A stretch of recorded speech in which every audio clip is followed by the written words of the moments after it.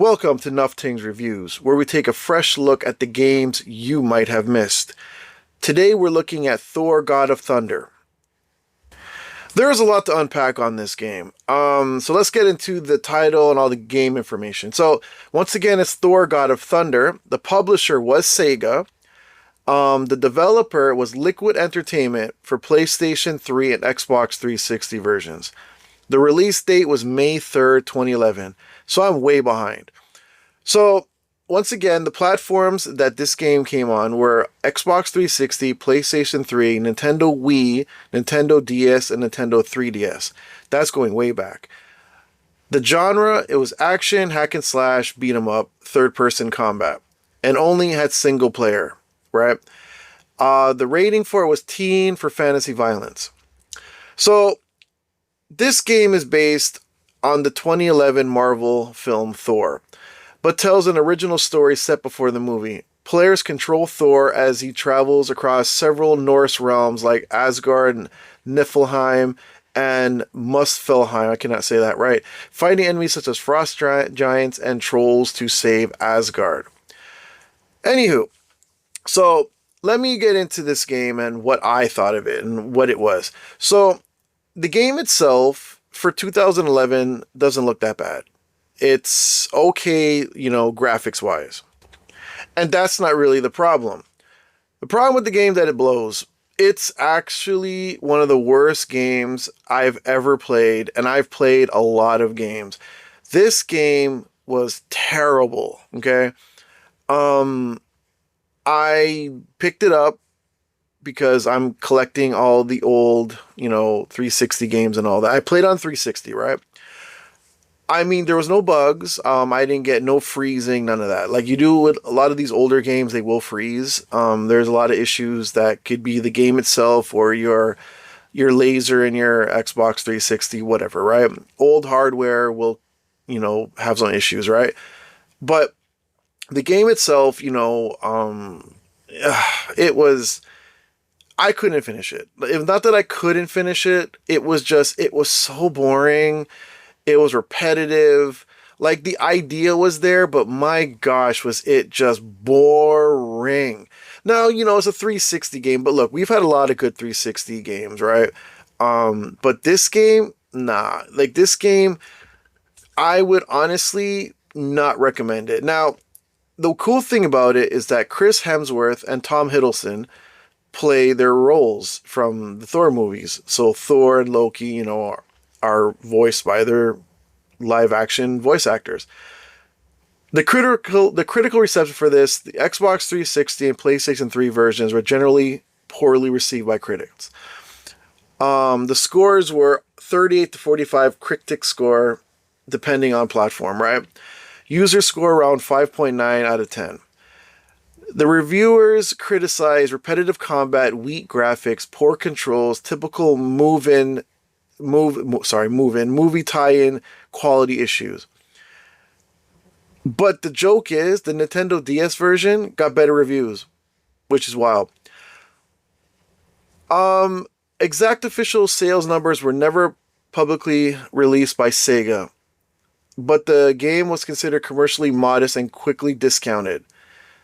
Look, we can sit here and try to, put sugar on it, but, the game is terrible, man. Like, I can't really, it's really bad. I don't know what else to say. Like, it's just such a bad game. I will give you some interesting facts about the game if you want to hear that, because the game really is bad. Like, I have nothing positive to say. It was released with the first MCU Thor movie. That's a plus, right? Chris Hemsworth, as I said, actually voices Thor.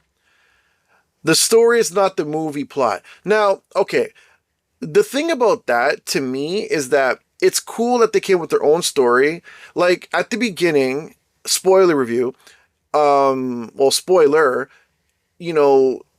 Sif is there. I don't know if it's the same lady that voices her. Probably not. And I think she dies. Honestly, I don't remember. Like, the game really is that poopy. you know, you go to Asgard, obviously, Niflheim, Vanaheim, like you do all this stuff, right? Um, you know, of course, there's, you know, a harder difficulty, and I tried playing it on that, and I was just like, it's not hard, but the controls are really yucky. And what I mean too is like, okay, you know, when you play old 360 games or PlayStation 3 games, you feel like you're pressing buttons, and it doesn't seem like it's catching that you're pressing buttons.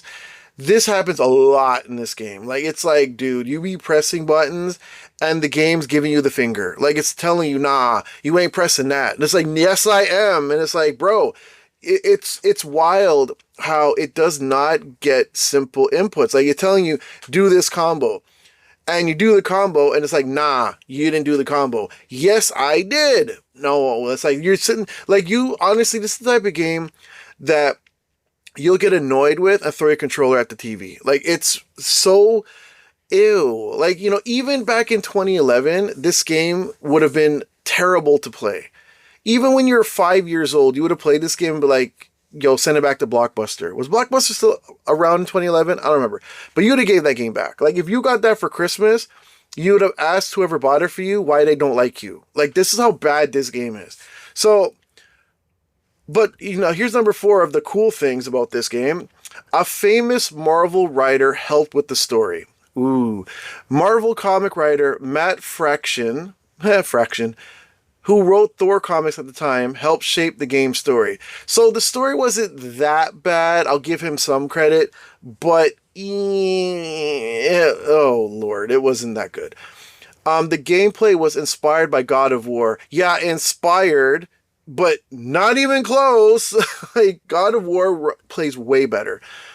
You can use Mjolnir as a boomerang. Cool. I mean, you should be able to. You gain powers with Thor by upgrading stats. So it's one of those like RPG style things where you get XP and you put it into abilities. Yeah. Most of the bosses are giant Norse monsters, which, and it's like, that's cool. But like I said, you know, you telling it to do something and it doesn't do it, it's going to irritate you. Like, it doesn't matter how good the game is with how it looks or anything like that. If the game doesn't take your inputs properly, what's the point, right? Like I said, the DS version was actually better received. I don't know why. I never played it and I don't want to, but if it was better on the DS, then there you go. Back then, we did have a lot of games that were better on the DS than they were on the actual big companies, the big consoles, which was hilarious. The game was criticized heavily by reviewers. Are we surprised? Like, yeah. Apparently, behind the scenes, there was development problems. It was a rushed movie tie-in development, which you will see when you play it. Like many games in the early 2010s, the game had to be released alongside the film. You know, like back then, if you're too young to remember, they would have these movies come out and games would come out right away. They had like a Captain America game, they had an Iron Man game, they had Hulk. Well, I don't know if it was tied into the movie per se, but they had Hulk games, Spider-Man games. Like, there was like a whole bunch of them that were tied into it. Wolverine, X-Men Origins Wolverine, like, you know, things like that. It was very rare to have a game that was better than the movie itself, but this is not one of them, so don't even, like, try it if you want. I'm not saying not to try it. Like, you know, support old games, you know, get it in your system, but yeah. So the reason why it was an issue too was that multiple developers worked on different versions. So you had different studios working on the versions that were out. So Xbox 360 and PlayStation 3 was Liquid Entertainment. The Wii had Red Fly Studio do it, and DS was Way Forward. I remember Way Forward. So because of this, the gameplay varies drastically between platforms. There was a PSP version planned, and they canceled it. I hope so, because ew, it would have been a waste of time on you know. Now, how it compares to other Marvel Xbox 360 games? X-Men Origins was excellent. Spider-Man Web of Shadows, very good. I'm going to do a video, thing on that. Thor God of Thunder was poor. Iron Man was poor. And Captain America Winter Soldier, or sorry, Super Soldier was decent. I've played all of these except for Super Soldier. And we will be doing reviews on those games too. I will tell you right now that Web of Shadows and X-Men Origins Wolverine, superb. Unbelievable games. Yeah, so, you know, this game suffered from movie game syndrome. Like, seriously, it's just, like I said, at the time, every time a movie came out, there was a game to go with it. Now, back then, I was doing a lot of achievement hunting, and I do remember people like Stallion and people like that that were going after achievements would max these games out, and I used to say, damn, how did you? Like, how dare you? But the thing about Thor, God of Thunder, is that a lot of people didn't even know that game existed. Like, it's like, when I picked it up, people were like, yo, that's a game? Yeah, I knew it was there. I just never picked it up back then because I was playing Halo and Gears and, you know, that kind of stuff. But in my older age now, I'm trying these games out, and I'm telling you, I give this game a 1 out of 10. This game stinks. Like, this game is just ew. It should be, if you buy it, it's your collector's edition. You keep it on the shelf, wrap it in the bag, leave it there, and then people can see that you have it. That's all it's good for. You could run through it once, you know, get a little bit of gamer score if you want it. But me, I'm never playing it again. I took it off my Xbox. I deleted it. I do not want nothing more to do with it. It's going to sit there forever and ever until the world ends and the new civilization digs it out of the ground and decides to play it on a beat up Xbox 360. It's not recommended, but if you play it, I give you a thumbs up. If you have played it, I give you a thumbs up. I hope you enjoyed it. And if you bought this game regular price for like $80, or back then it was like, what, $69.99? Giggity. Bless you. Bless you. Oh boy, you must have been upset because no. Anyways, that's my review on Thor, God of Thunder on the Xbox 360. And let me know in the comments down below if you actually played it and what you thought, or if you plan to play it. That was my video on Thor, God of Thunder, and I will see you guys in the next video.